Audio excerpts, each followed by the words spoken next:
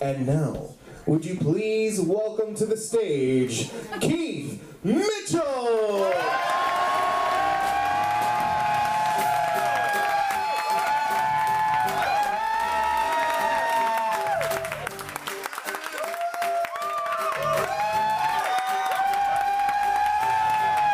My style couldn't be more glam. Look at my looks, can you say hot damn? Look at me once, you know what I am. Me, I'm a fabulous baby. And my moves don't they blow your mind? And talent and sex combined. Hell, you can tell even if you're blind. See, I'm a fabulous baby. I'm meant to be where the spotlight shines. Born to be on display. Just to be built to the 99 and ready to stand and say, hey, look at me, can't you see? Fabulous baby. Look right here, ain't it clear where I'm headed to? And look while you can, honey, I can't stay. Look all you can, cause I'm on my way. Me, I'm a fabulous baby. Welcome!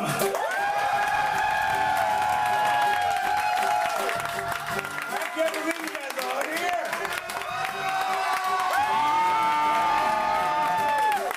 All right now, before I forget, I'm going to introduce these wonderful, wonderful people behind me. This beautiful young man, Mr. Vanja Alexander. My little caramel mama right here, Miss Christina Miller. This beautiful man on drums back here. We have Mr. Jacob Boulay. And on the bass we have Mr. Colin Dean. And my maestro, my musical director, Mr. Joshua Stephen Carpez.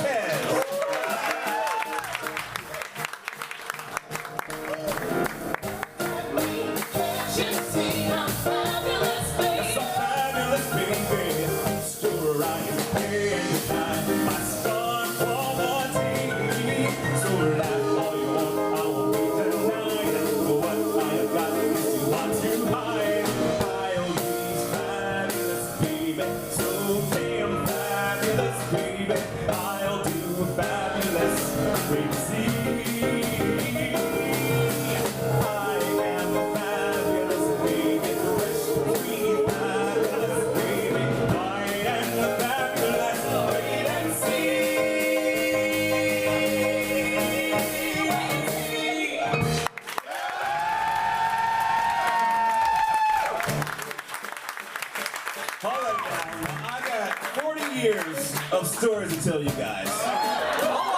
That's a lot. 40. All this. 40. Part black, don't crack. So, I say, what better way to start than at the beginning? Picture it. Brooklyn, New York, 1974, Lutheran Hospital. My mom had a bit of trouble with me in delivery because I decided I was hell-bent on coming out feet first. So after a little trouble, she gave birth to me, and she's in the recovery room with about 8 other new mothers when the nurse comes in to present me to my mother. Miss Deborah Mitchell? My mom raises her arm. The nurse looks at my mom, looks at me, looks back at my mom, looks back at me. You need to understand, at the time, my mom is about 6 foot tall. She is a very dark-skinned woman with full lips, and she's sporting an afro. I am a tiny white child with blonde hair and gray eyes. So you can understand her hesitation. Mrs. Deborah Lynn Mitchell?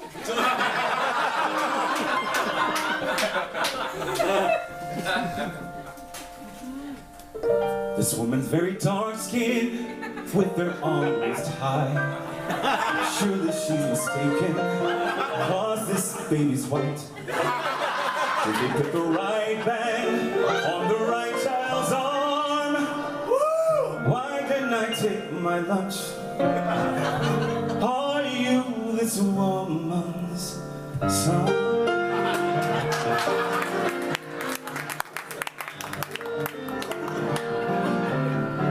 How could she have ever given birth to you? This could be a lawsuit, what am I to do? Let me check her chart before I turn and run. Well, ain't that some shit? Forgive me. You are this woman's son.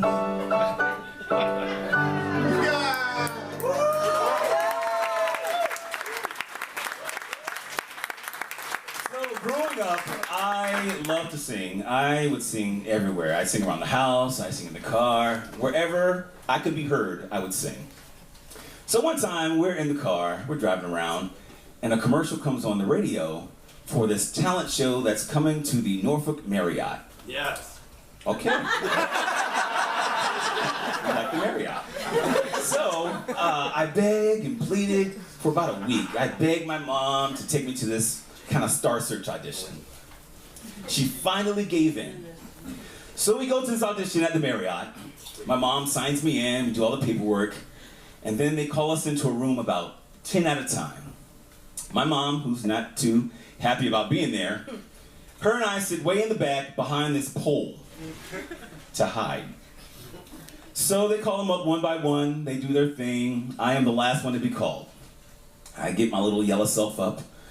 I walk to the front, I turn and face everybody, and I sing my little song.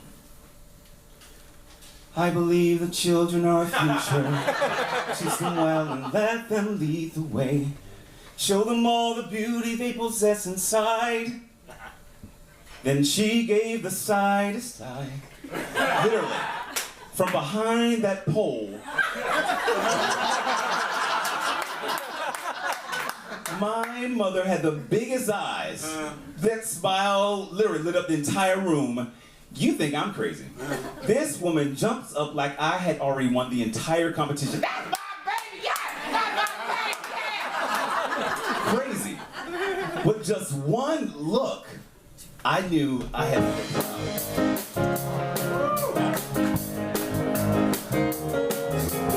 just one look, and I felt so hard in love with you. Oh, I found out how good it feels to have your love. Oh, just one look, that's all it took. Just one look, that's all it took. Just one look. That's all it took, just one look. So I'm in the 8th grade now. Choir, of course, is my favorite subject, along with lunch. So we're coming, come on now. And dinner. We're coming up to the Christmas pageant in our school, you know, where they...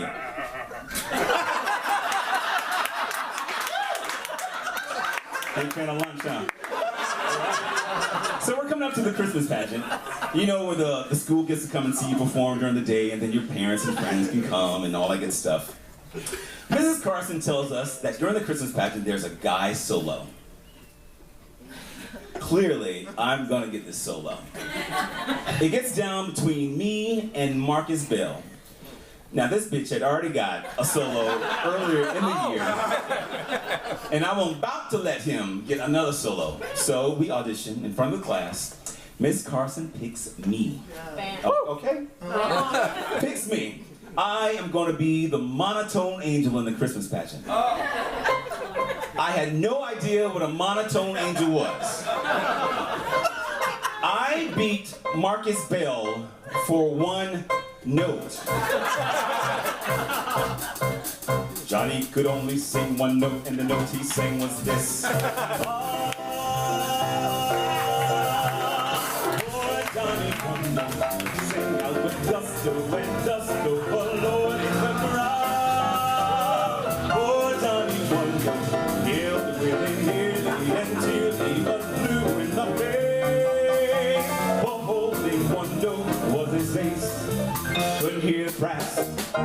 Couldn't hear the drums. He was in a class by himself back up. Poor Johnny, one note, God and idea, indeed a great chance to be brave. He sings one note, sang out with gusto, with working, with ba-ba-ba-da. While Bertie turned around in his grave, couldn't hear the flute or the big trombone. Everyone was mute, Johnny still alone. Cats and dogs started yapping, lions in the zoo all were jealous of Johnny's betrayal. Thunderclaps stopped clapping, lion da-da-da, and they tell us Niagara stood still. He stopped the train whistles, boat whistles, steam whistles, cop whistles, all whistles bow to his wheel. Sing Johnny one note, sing out with gusto and just overwhelm all the crowd.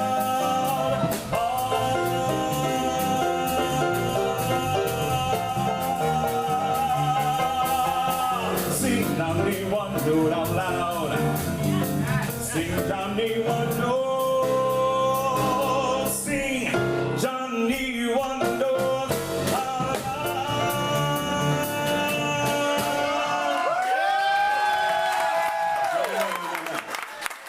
I beat him for just one note.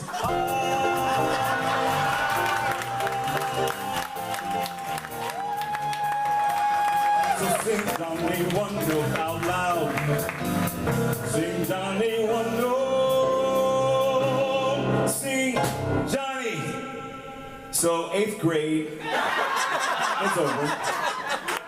It's the summer after, and my mom and my sister's father, Bob, decide that we should just pick up and move to a whole nother state. I was not happy.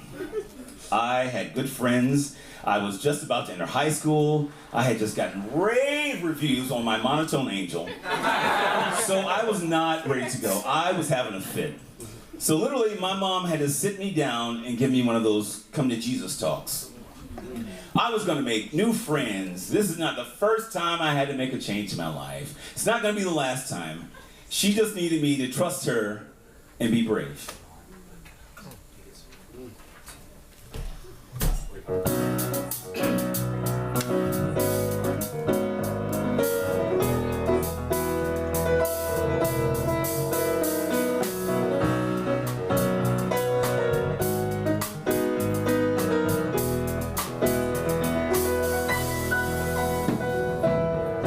You can be amazing, you can turn a phrase into a weapon or a drug. You can be the outcast, be the backlash to somebody's lack of love. Or you can start speaking up. Nothing's gonna hurt you the way the words do, the way they settle neath the skin. Stuck on the inside, no sunlight, sometimes the shadow wins. But I wonder what would happen if you say what you wanna say and let the words fall out. Honestly, I wanna see you be brave with what you wanna say and let the words fall out. Honestly, I wanna see you be brave. I wanna see you. Oh, I wanna see you. I wanna see you. I wanna see you be brave. I wanna see you. I wanna see you. I wanna see you. I wanna see you be brave. Everybody's been there. Everybody's been stared down by the enemy. Spoken from the fear and just disappearing. Bow down to the mighty. Don't run. Stop holding your tongue. Maybe there's a way out of this cage where you live. Maybe one of these days you can let the light in. Show me how big your brave is and say what you wanna say and let the words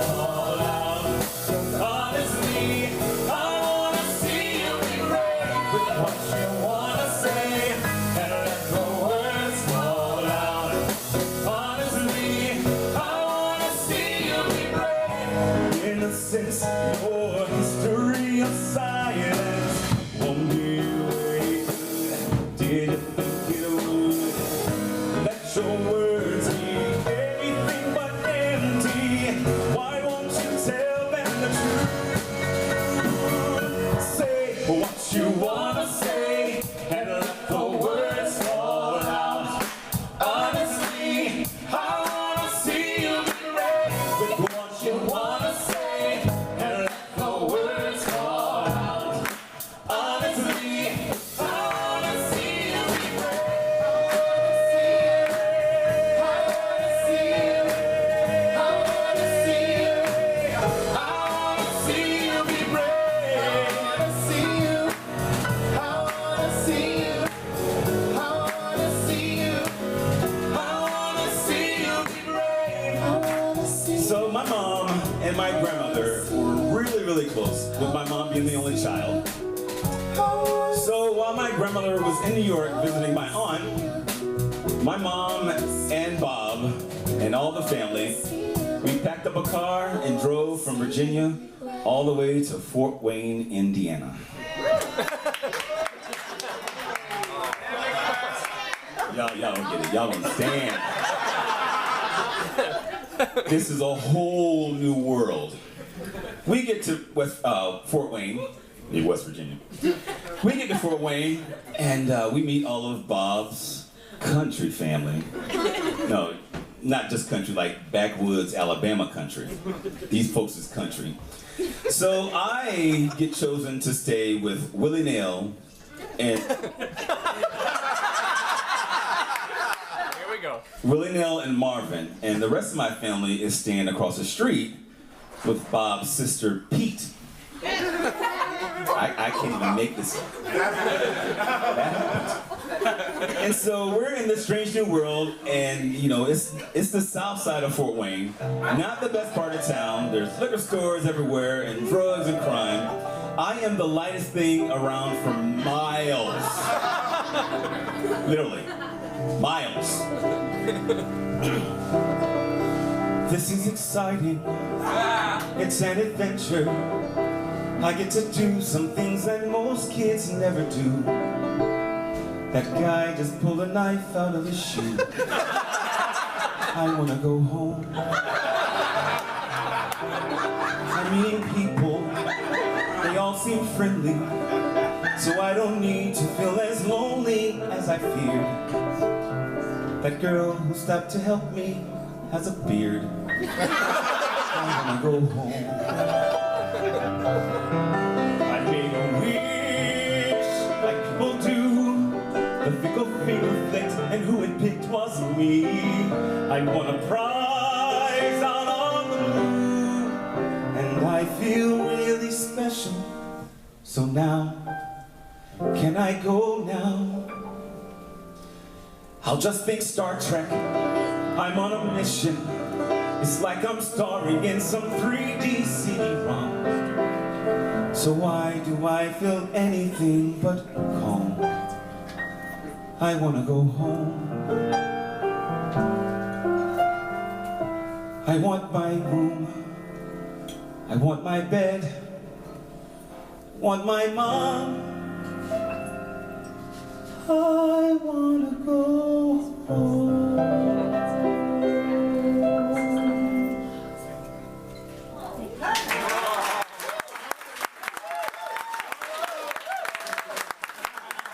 So, high school starts. My freshman class was about 600 people. I knew not one person, literally. It was very scary. So, over the first few weeks of school, you know, I started meeting people, getting, you know, the layout of the land. It was a huge high school. But then, I found the most beautiful, glorious thing. Show choir. Come on now. You can dance and sing and wear sequins. Glory. All right? So I auditioned for our high school show choir, Charisma.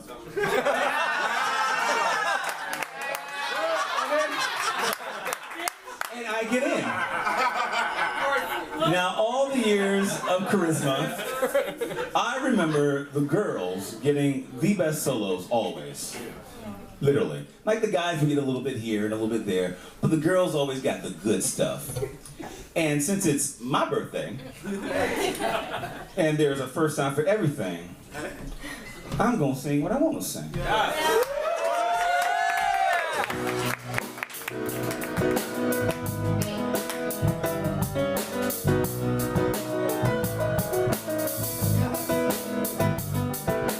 Come with me, and we shall run across the sky and illuminate the night. Oh, I will try and guide you to better times and brighter days. So don't be afraid to go up the light to the roof, where we can see heaven much better. Go up the light to the roof, where we can see closer to heaven. We'll laugh and we'll tell your story of love, how it is and the happiness in it. We'll combine our thoughts and together we'll travel to the fountain of loveliness. We will never, ever, ever leave you alone to wonder. As we go on, our love will grow much stronger and stronger. Oh, to wanna go up to the roof, where we can see heaven much better. Go up the ladder to the roof, where we can be closer to heaven. Go up the ladder to the roof, where we can see heaven much better. Go up the ladder to the roof, where we can be.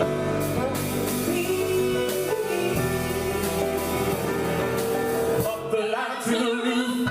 Hey.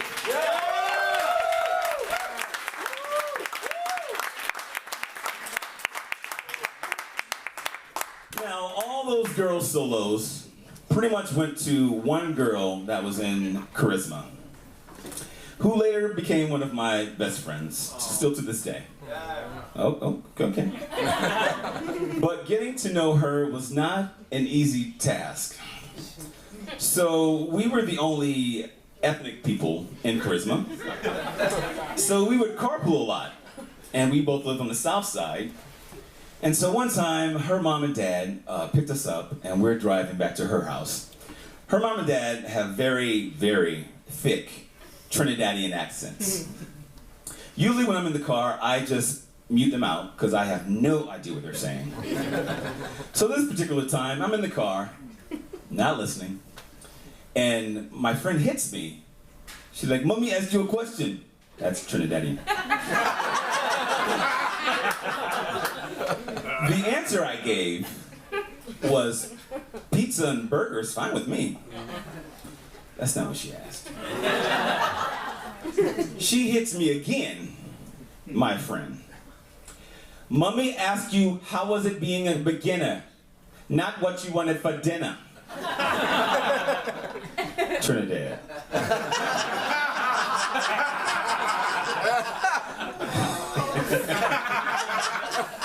So all in all, high school was an awesome time in my life.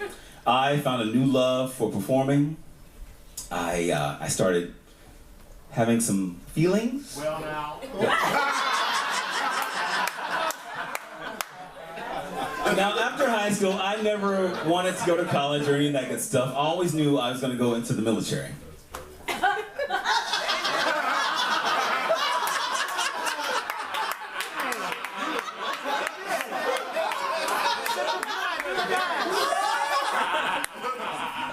I didn't put someone a joke there.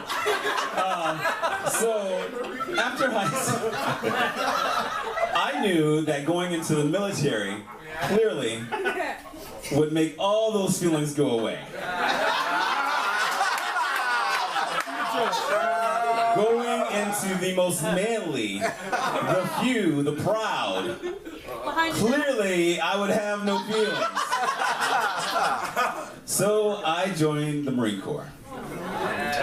I get to boot camp. There's 80 young, fit, strapping lads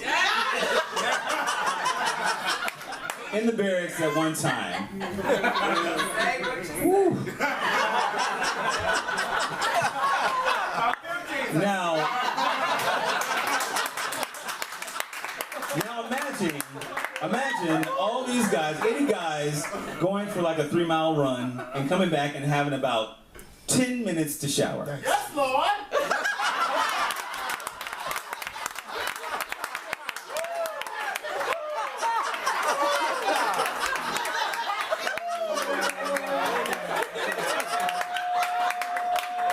You don't understand. There is no, won't he do it?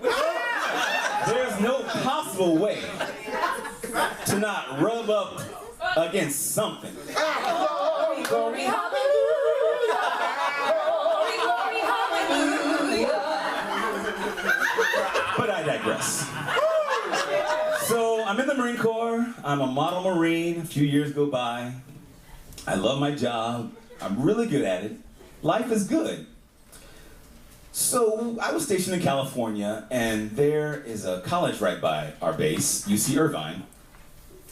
And so we would go on Saturdays to Club Metropolis, talk to college girls, you know, hang out, dance, drink our Zimas.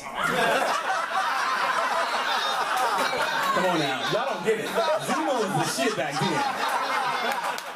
And if you were really bougie, you put some grenadine in it. It just happens that this club on Sunday had a gay night.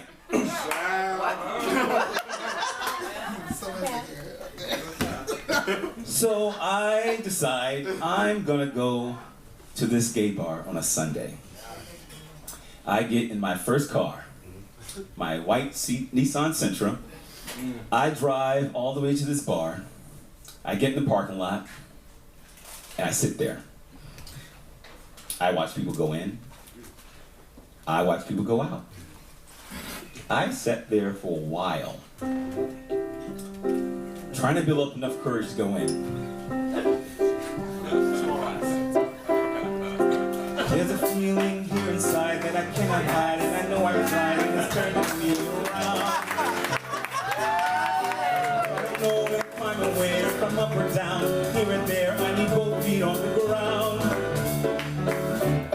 Why do I feel like I'm drowning when there is plenty of air? Why do I feel like drowning? Maybe the feeling is here. Here I am in a different time, in a different place, in this time and space, and I don't want to be here. I was told I would see a whiz, but I do not know what a whiz is, so I hope the whiz is there. Maybe I'm just going crazy, let myself get uptight. I'm acting just like a baby, but I'm gonna be alright. As soon as I get home, as soon as I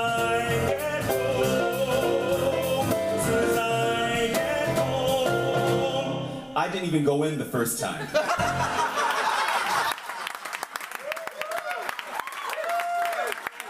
But a few weeks later, I built up enough courage to go in. So I walk in, I make a beeline for the bar. And right before I'm about to order my Zima, this guy comes up beside me and sits down and strikes up a conversation. Okay. So we're chatting, we do the whole, you know, how old are you? I don't know, how old do I look? I'm 21, he's 33.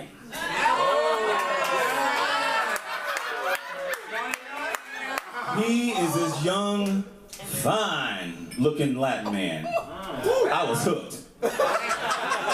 You know how it is, Brian. I do. So we talk, we chit-chat, we have more Zimas, and we exchange numbers, and I carry my little happy self back to the barracks. Life is good, life is normal. The next day, I'm at work at the squadron, and over the loudspeaker, I hear, Lance Corporal Mitchell, you have a call on line 1. That's funny. No one has ever called me at work. Not even my mama called me at work. So I go answer the phone. This is Lance Corporal Mitchell, how can I help you? Hello, Keith. This is Tom from last night.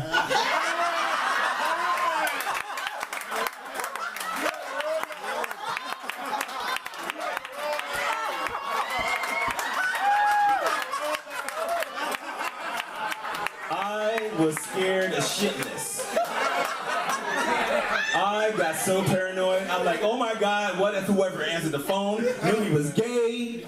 What if somebody was recording this? Did they know I was gay? Am I gonna get kicked out? What is going on? Turns out, he became my first boyfriend. All right, he was good. He taught me how to be a good gay. That's important. He told me a lot about life and how to make me more comfortable with being me. So I thank him so much for that. So the end of my 4-year tour in California comes about. So that kind of stops my first love. And I decide I'm going to re-up for another 4 years and get stationed in Virginia to be closer to my mom, who's in her first, year of battling cancer. That bitch. Cancer, not my mom, she would hurt me. So I pack up my car and I drive from California all the way to Virginia.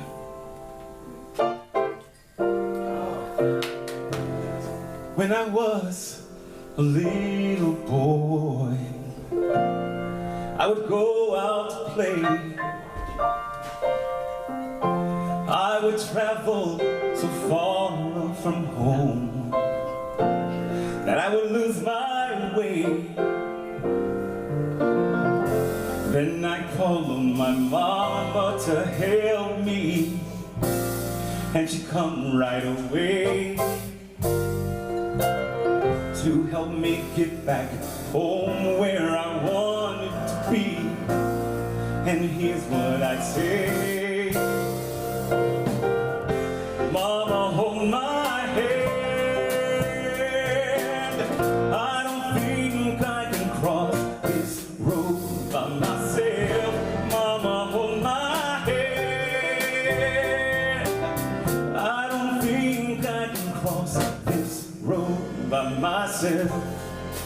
So my mom has been battling cancer for about a year now. You know how it goes. Some days I think she has to be getting better because she's back to her regular self. She's smiling and laughing and being her fun self. And then some days you just hope she makes it through the night. This was a very, very good day. So my mom was feeling so good that we decided to get dressed and get some fresh air. We get in the car, we hit the road like Bonnie and Clyde. We're driving around, we're seeing friends, we're seeing family members, and my mom decides that she wanted to get a haircut. Okay. Now through all the radiation and all the chemo, she didn't lose any hair. Remarkable. So we go to her friend's salon, or salon, whatever the hair people do. I don't do either, clearly. So we go to the salon, and my mom gets in a chair and cuts all her hair off. Not like a bald dude, but like a nice low bob. That was the first time I'd ever seen my mom with short hair. That made her face look so open. Those big old eyes and those huge lips were just even more pronounced. So we get back in the car, we're driving around, we're laughing, we're talking. It was the perfect day. September 7th, 1997.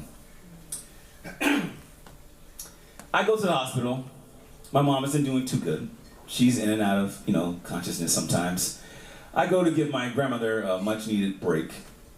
And I'm sitting there with my mom, and all of a sudden, she just sits up and throws her hands in the air.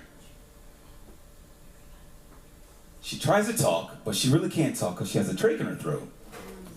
So she settles back down, and then she's up again, looking up and trying to say something. So I grab the pad and the pen that's beside her, and she starts to scribble something. And she gets a little weak, and hands up again. looks up, settles back down, scribbles something. I can kind of make out a T. I'm playing the guessing game now. What is she trying to say? I can make out a T. Once again, the hands go up, the hands go up. She settles back down, she scribbles some more. It's kind of a Y and a J maybe. So I'm like, thank you, Jesus. Those hands go up. She looks straight up.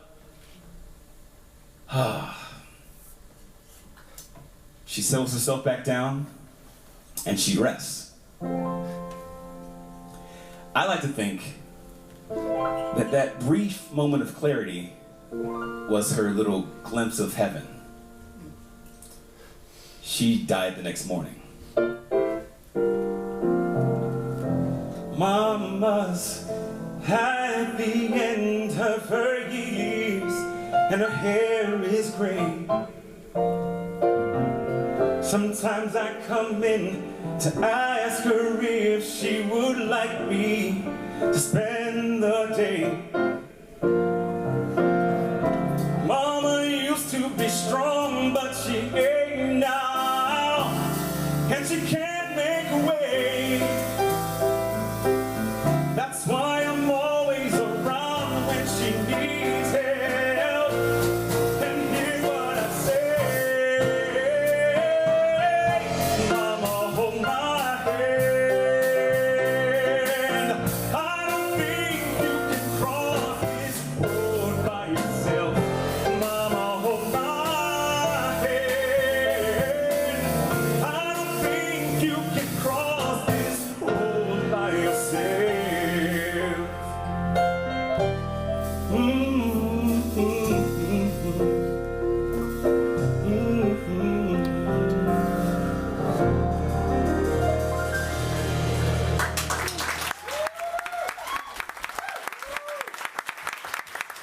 My mom's passing, her passing was the pivotal moment in my entire life.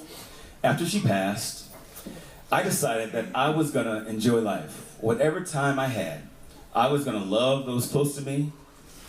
I was going to be the best me I could be.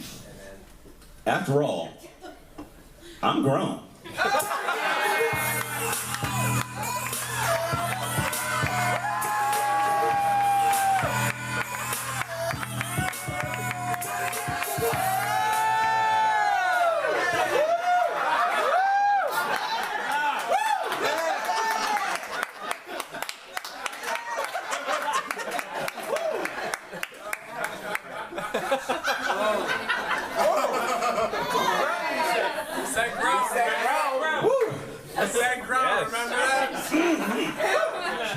Whoa. So, I finished my time in the Marine Corps, 8 total years. Oh, all right, thank you. Finished that time, and I started working on the Spirit of Norfolk.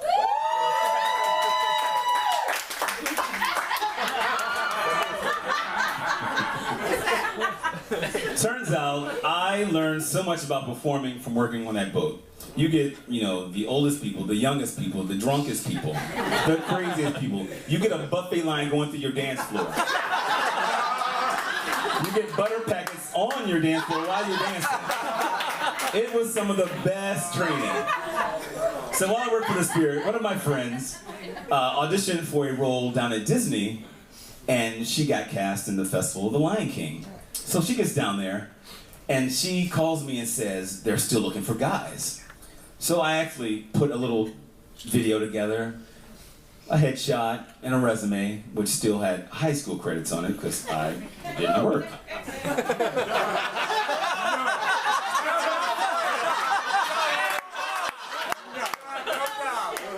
So Disney calls and offers me a job. Yes. Out of the blue.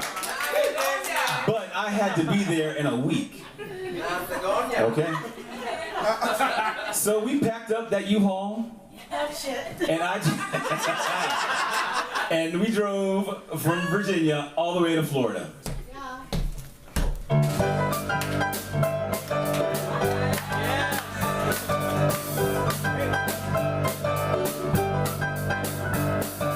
Gonna be a mighty king, so enemies beware. Girl, I've never seen a king or beast with quite so little hair. Gonna be the main event, like no king was before. I'm brushing up on looking down, I'm working on my roar. Thus far, a rather uninspiring thing. Oh, I just can't wait to be king. Now, all my time at Disney, as many thousands of people probably saw me perform, my most magical moment was having my grandmother take a train from Virginia all the way to Orlando just to see her grandson perform. Sat on the front row and looked at me. Everybody look left, everybody look right, everywhere you look like, sing the spotlight. Every creature go broken sing. Let's hear it in the herd and on the wing. It's gonna be kicks in the spine and swing. Oh, I just can't wait to be king. Oh, I just can't wait to be king. Oh, I just can't wait to be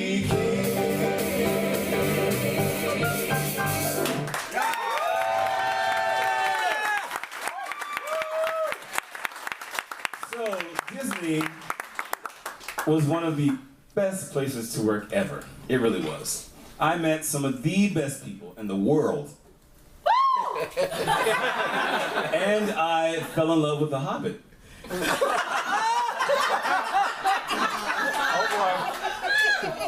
Carol Denise Jones.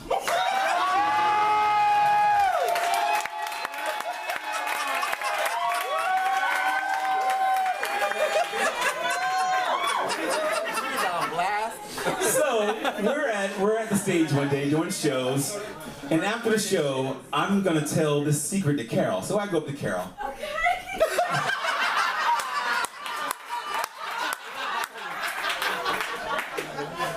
I'm like, Carol, I'm gonna leave Disney and go on a cruise line. Which one? Celebrity. Me too. Shut up. Which boat? The Galaxy. You shut up. So literally, we leave Disney and go on the cruise line together. Everyone thinks we're married. Our rooms are right next door to each other. We're always together. We do everything together. Exactly together. The cast even threw us a wedding. Complete with wedding dress and cake and everything. It ain't that serious. It ain't that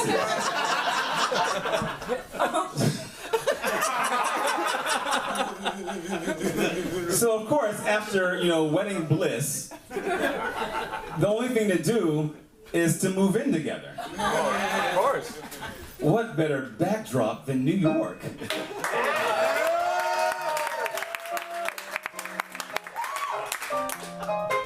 Carol and I hit the streets running.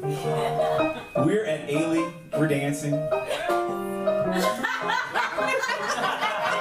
This was at Ailey. We are married couples, we are happy. Now there's two things that I've learned from Carol. I've learned how to make a mean burnt salmon.